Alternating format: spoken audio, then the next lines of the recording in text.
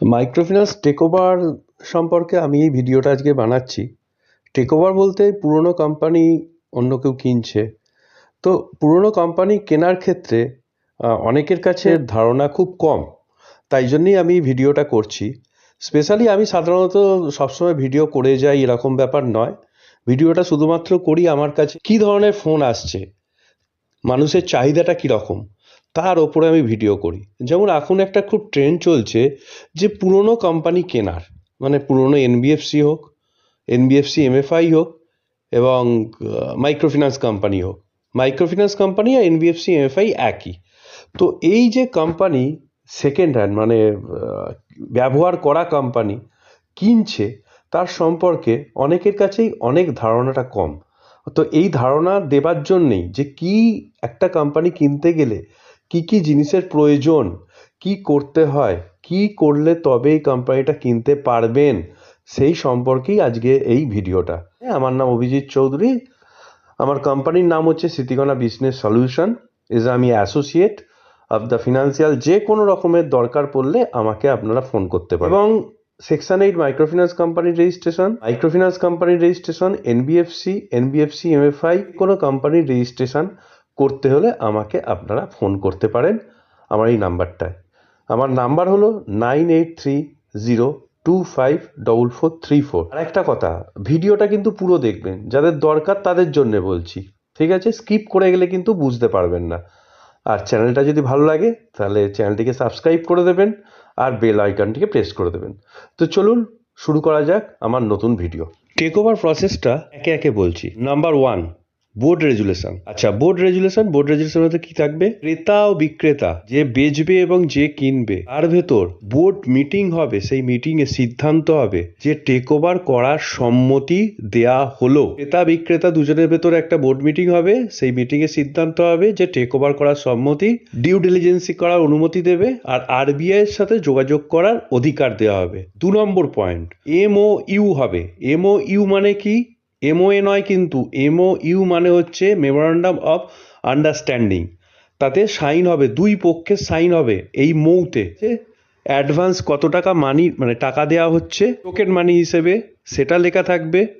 মোট ক্রয় মূল্য মানে কত টাকা দিয়ে কোম্পানিটা কেনা হচ্ছে সেটা লেখা থাকবে।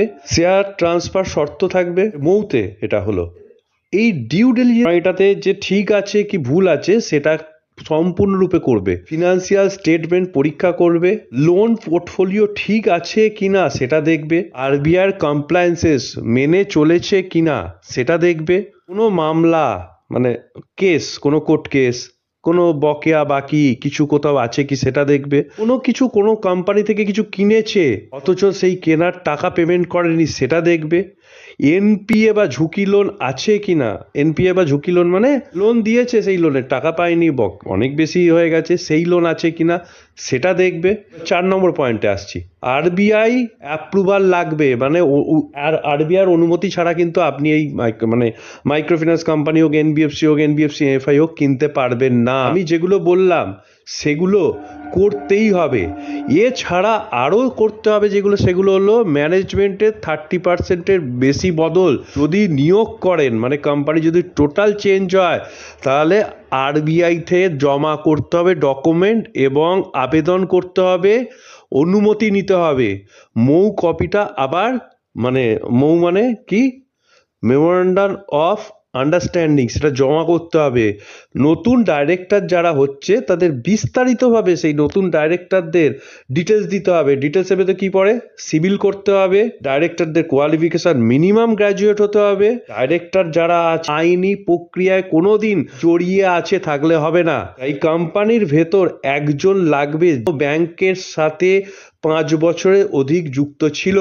নেট ওয়ার্থ সার্টিফিকেট লাগবে। এটা কি? এনওএফ কি? মানে আপনাকে এই মুহূর্তে যদি আপনি, অনেকেই বলছে যে কোম্পানিটাকে ট্রান্সফার করে নেবো, কারণ আমি একটা সেকেন্ড হ্যান্ড কোম্পানি কিনছি, মানে টেক ওভার কোম্পানি, 2 কোটি টাকা। এই যে প্রথম কথা এটাই ভুল যে 2 কোটি টাকা দিয়ে একটা কোম্পানি কিনছেন, আপনি সেই 2 কোটি টাকাটা এমনি দিতে হবে। তার কারণ আপনাকে এখন 10 কোটি টাকার এফডি করে জমা করতেই হবে, না করলে আপনি আরবিআইয়ের কাছ থেকে অনুমতি পাবেন না এই ফিনান্স কোম্পানিটা চালাবার জন্য। নতুন কোম্পানি খোলা আরো খরচা কম পুরনো কোম্পানির থেকে। আপনাকে হয়তো কেউ 2 কোটি টাকা দিয়ে কোম্পানি বেচে দিল, আপনি কিনে নিলেন, আপনার কোম্পানিটা হবে না কোনো অবস্থাতেই। 30%-এর ওপর যদি ডাইরেক্টর চেঞ্জ হয়ে যায় তাহলে কিন্তু আপনাকে আরবিআই এর অ্যাপ্রুভাল নিতে হচ্ছে। আর কোম্পানি যখন আপনি কিনবেন তখন তাহলে 30%-এর ওপরই আপনি ডাইরেক্টর চেঞ্জ করবেন। এই মুহূর্তে কি হলো, তাহলে কোম্পানিটা চেঞ্জ করতে গিয়ে আপনাকে 10 কোটি টাকা, মানে পুরনো কোম্পানি চলছে ধরুন দেখছেন যে 80 সাল 70 সাল এই সালের কোম্পানি, তার তত পেড আপ ক্যাপিটালের তখন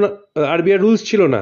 তার মানে সেই কোম্পানিটা যেভাবে চলছিল তার কোনো রকম কিন্তু তার জন্য বাধ্যকতা কিছু ছিল না। যখনই কোম্পানির 100% চেঞ্জ হয়ে যাচ্ছে তখনই এই 10 কোটি টাকা পেড আপ ক্যাপিটালের আওতায়, net own fund, paid up capital এখানে কিন্তু নেট ওন ফান্ড, একদম বাংলা ভাষায় বলছি, আমার নিজের টাকা 10 কোটি টাকা ব্যাংকে ডিপোজিট করতে হবে। ফান্ডের উৎস মানে এনবিএফসি এফআই করতে গিয়ে আমার কাছে অনেকেই ফোন করে আসে, আমার কাছে না অনেক টাকা আছে, 10 কোটি টাকা আছে, 15 কোটি টাকা আছে, ইনকাম ট্যাক্স দেওয়া 10 কোটি টাকা লাগবে। এবার এখানে একটা প্লাস পয়েন্ট কি আছে, কোম্পানি যখন বানাতে যাবেন, কোম্পানি যখন বানায় তখন মিনিমাম 3 জন একটা কোম্পানির ডাইরেক্টর লাগে, তাই তো? কোম্পানি বানাবার পর একটা কোম্পানিতে ম্যাক্সিমাম 15 জন পর্যন্ত ডাইরেক্টর হতে পারে। তাহলে আপনি এটা করতে পারেন যে 3 জন দিয়ে কোম্পানি বানাবার পর ডাইরেক্টরটাকে ইনক্রিজ করলেন, তারপর আপনি তাদেরকে সবাইয়ের কাছ থেকে 10 কোটি টাকা নিয়ে কোম্পানিটাকে কিনলেন। এটা সম্ভবকর হয়, এটা অনেকটা সোজা। আর এই এনবিএফসি সমস্ত যে পুরনো এনবিএফসি তার রিপোর্ট লাগবে। আরবিআইতে সাধারণত এটা বলে 60 থেকে 120 দিন সময় নেয়, বছর তো মিনিমাম ধরে রাখুন। আরবিআই তার আগে আপনাকে অনুমতি দেবে না, কারণ শেয়ার ট্রান্সফার আছে। শেয়ার ট্রান্সফার ফর্ম যেটা হয় সেটার নাম হচ্ছে SH4, দেখে নেবেন SH4, কারণ যাবেন, আমি একটা টাকা থাকলেই কিন্তু সবকিছু হয় না, এটা মাথায় রাখবেন। আচ্ছা, শেয়ার ট্রান্সফার ফর্ম রাখবে, শেয়ার ট্রান্সফার করতে হবে, শেয়ার হোল্ডার রেকর্ড আপডেট রাখবে, শেয়ার হোল্ডারদের কিন্তু রেকর্ড লাগবে। আচ্ছা, পাবলিক নোটিশ দিতে হয় একটা 30 দিনের বাধ্যতামূলক। এই পাবলিক নোটিশটা কি জিনিস? পাবলিক নোটিশ বলতে কি হয়তো মুখে বললে হবে না, বা সোশ্যাল মিডিয়া বললে হবে না। Social media is a public platform, আমরা জানি, কিন্তু সেটা তো হবে না। লোকাল একটা নিউজ পেপার, মানে আমি যেহেতু এখানে কথা বলছি তাহলে একটা বাংলা এবং একটা ইংরাজিতে, এই দুটো নিউজ পেপারে আপনাকে এই কোম্পানি যে আপনি নিচ্ছেন তাকে বিজ্ঞাপন করতে হবে। এবং ম্যানেজমেন্ট যে পরিবর্তন হচ্ছে, মানে টোটাল কোম্পানিটাই পরিবর্তন হচ্ছে যেহেতু সেকেন্ড হ্যান্ড কোম্পানি, তাহলে সেই কোম্পানিটার পুরো যতজন আছে ততজন যে কোম্পানিটার ম্যানেজমেন্ট পরিবর্তন হচ্ছে এটা আপনাকে পাবলিক নোটিশ দিয়ে জানাতে হবে। আচ্ছা, শেয়ারের যে কথাটা বললাম, এই শেয়ারটাও ট্রান্সফার হবে। শেয়ার পারচেস করতে হবে। এই শেয়ার পারচেসের একটা এগ্রিমেন্ট হয়, সেই এগ্রিমেন্টটা করতে হবে 30 দিন পর, এটা ঠিক আছে? আচ্ছা, সই করতে হবে, করে পুরো টাকাটা, মানে আপনি যে কোম্পানির কাছ থেকে কিনেছেন সেই কোম্পানিতে পুরো টাকাটা পরিশোধ করতে হবে। পরিশোধ করার পর ম্যানেজমেন্টের কাছে হস্তান্তর হলো। আচ্ছা, DR-12 করতে হবে, ঠিক আছে? একের পর এক বলছি, এগুলো কিন্তু কোম্পানি ট্রান্সফারের ক্ষেত্রে দরকার, তা না কোম্পানি ট্রান্সফার করা যাবে না। মানে শেষ পজিশনে আরবিআইকে জানাতে হবে, আরবিআই এর কাছ থেকে জানতে হবে যে টেক ওভার প্রসেস আমরা করতে পারবো কি, আরবিআই আপনাকে দেবে, অনুমতি দেবে, তারপর আপনি ট্রান্সফার করতে পারবেন।